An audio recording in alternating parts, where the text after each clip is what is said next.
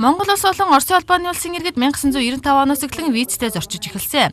Тухайн үед нийгмийн хөгжлийн шилжилтийн цаг үе таарч хоёр улсын хувьд хаана визтэй зорчиж байхаар асуудлыг шийдэж байжээ. Харин өдгөө 19 жилийн дараа хоёр улсын иргэд 30 хоногийн хугацаанд харилцан визгүй зорчиж байхаар болж байна. Ингэхдээ тухайн иргэн үндэсний гадаад паспортороо нэвтрэх болно. Мөн хоёр улсын иргэд харилцан зорчихдоо 180 хоногийн хугацаанд буюу хагас жилийн дотор тухайн улсад байх нийт хугацаа нь 90 хоногоос хэтрэхгүй байх ёстой.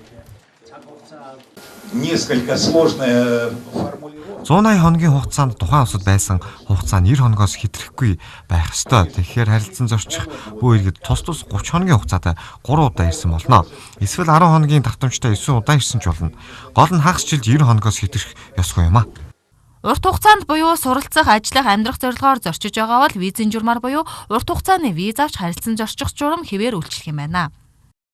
Монгол улсын оюутан Оросын улбаны улсад сургуульд суралцахаар явж байгаа бол тухайн улсынхаа сургуулийн урилгатай Оросын элчин сайдын яамд хандаад удаан хугацааны виза тавиулна гэсэн ийм юутай байгаа. Нөгөө талаар Оросын улбаны улсын иргэн Монгол улсад төр оршин суух 30 хоногоос дээш ажиллахаар болох юм бол жишээлбэл Росцветмет ч юм уу тийм газар ажиллаж байгаа хүмүүс бол тухайн байгууллагаас тодорхойлолт аваад манай гадаадын иргэн харьяатын шилжих хөдөлгөөний ерөнхий газарт хандаад удаан хугацааныхаа визэг авна гэсэн үг.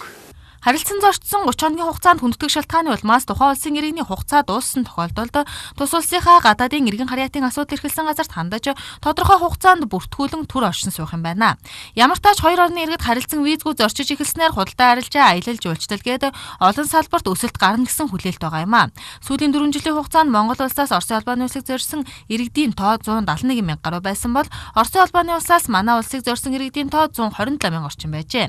Харин хоёр улсын дээд түвшний уулзалт хэлцээрийн үр дүн болсон шинэ хэлцэл үйлчилж эхэлснээр энэ тоёрс нэмэгдэж иргэдийн нөхөрсөг харилцаанд суурилсан хоёр орны дипломат харилцаа өргөжин хөгжинэ гэж талууд үзэж байна.